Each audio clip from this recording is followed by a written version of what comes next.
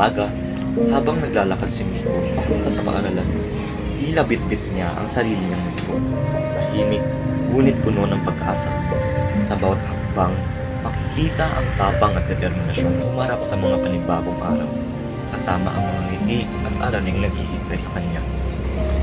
Sa loob ng silid-aralan, maririnig ang mahihinang kaluskos ng papel, ang mga boses ng kanyang mga guro at kaklase.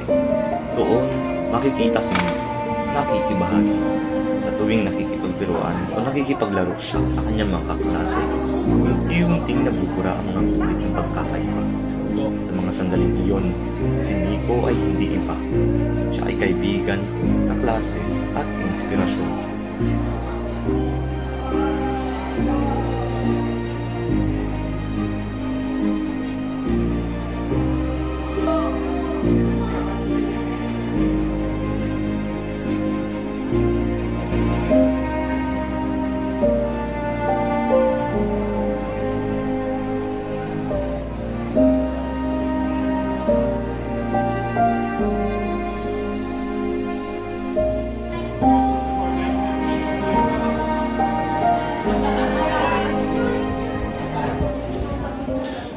So, good morning po. Ask lang po namin kung ano pong connection nyo kay Miko.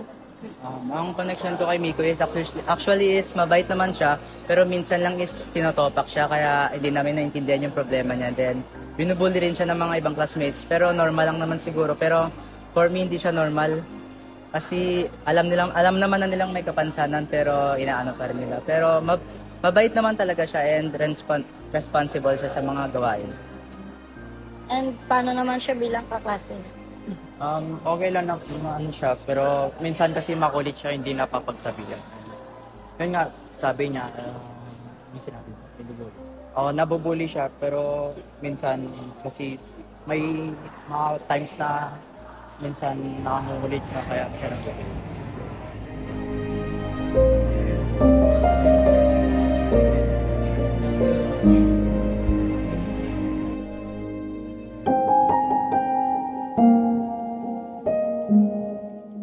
So, I'm just gonna ask you, how's your experience here in senior? Experience is absolutely amazing, and it feels like a fighter jet who having a lot of hard work, dedication, self-discipline, and self-awareness, including teamwork and proper communication with my teammates. Even when I work really hard to find a proper movements and steps during Galaw Pilipinas and Palagang Pambansa, it is very important that you must practice, work hard, and focus on what's really important for you, and follow the important advice from the coach. And as a student here in Cagayan, how was your experience in classrooms, your classmates? How was it? It's hardworking, and they focus more on teamwork and proper communication. Doesn't really matter if you're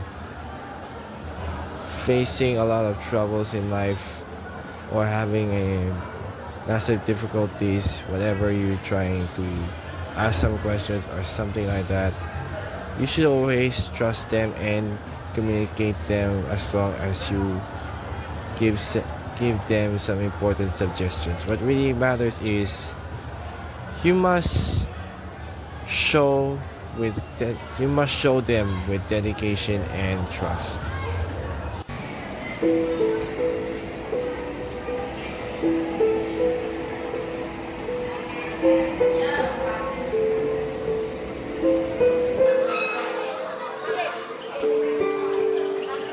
Tuwing lunch break, dumidiretso si Miko sa kanyang na si Julian Olivas, na laging naghihintay sa tapat ng Bureau of Fire Protection malapit sa Cagayan Sports Complex.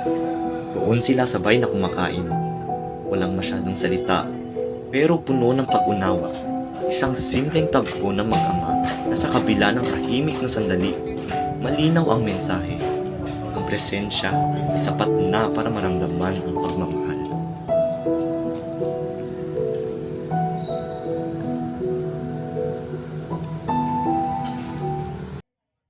So, habang lumalaki po si Miko, paano na po na-figure out or paano na po nalaman na merong mild autism si Miko?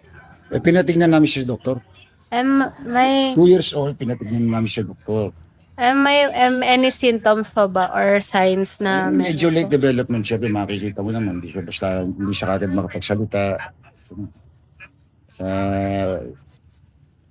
Hindi siya late na siya maglakad. So, dinala namin siya kay Dr. Eusebio na para para ma-examine siya. Sabi ni Dr. Eusebio, meron siyang case. So, simula nung time na yun, pinatherapy na namin siya.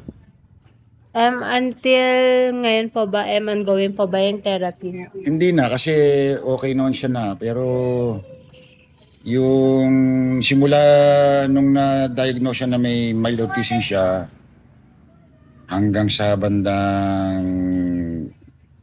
hanggang grade 6 siya hindi, mali. Hanggang grade 8, medyo inalalayan pa rin siya. Tapos konting alalay na lang pagdating ng grade 9 at saka 10. Paano na po nakahandle yung mga situations po nung bata po si Miko? Since we all know naman po kapag may mga ganyang cases po is medyo may tantrum. So, paano na po siya Hindi, nakahandle? si Miko, iba kasi case niya, hindi siya nagtatantrum. So, mas tahimik naman siya pagkadating sa tahimik lang siya, hindi siya katulad ibang bata magulo sa bahay. Hindi siya makulit. Katapos ng tanghalian, muling bumabalik si Miko sa paaralan. Bitbit ang lakas at kumpiyansang ibinibigay ng kanyang pamilya. Habang siya'y naglalakad, dala niya hindi lamang ang baon mula sa tahanan, kundi ang pag-asang araw-araw ay may bagong simula. Sa kabila ng kanyang mild autism, pinapakita niya araw-araw na walang hadlangang pagkatuto kapag may pusong handang matuto. Dahil kay Miko, natututunan ng kanyang mga guro na ang tunay na edukasyon ay hindi lamang tungkol sa mga aralin at pisara, kundi pati sa pagtanggap at pag-unawang bumubuo sa pagkatao ng bawat estudyante.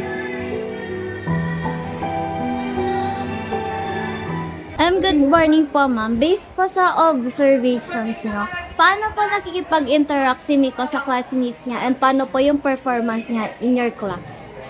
Si Miko, matalino si Miko, magaling siya sa mga academics niya. Mahusay siya sa remembering, saka sa application ng mga natututunan niya, lalo sa major classes niya. Kasi madalas kapag may mga natututunan siya, lumalapit siya sa akin, yung mga natututunan niya sa programming, ina-apply niya sa laptop ko. And then maki-interact sa mga classmates niya, si Miko mahilig siyang mag-imitate.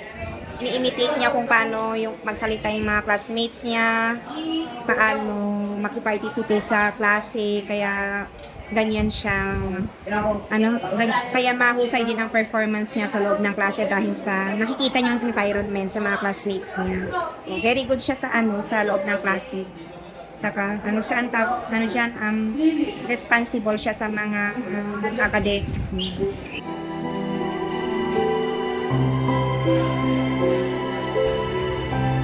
Pagkatapos ng isang araw sa paaralan, tahimik lang si Miko.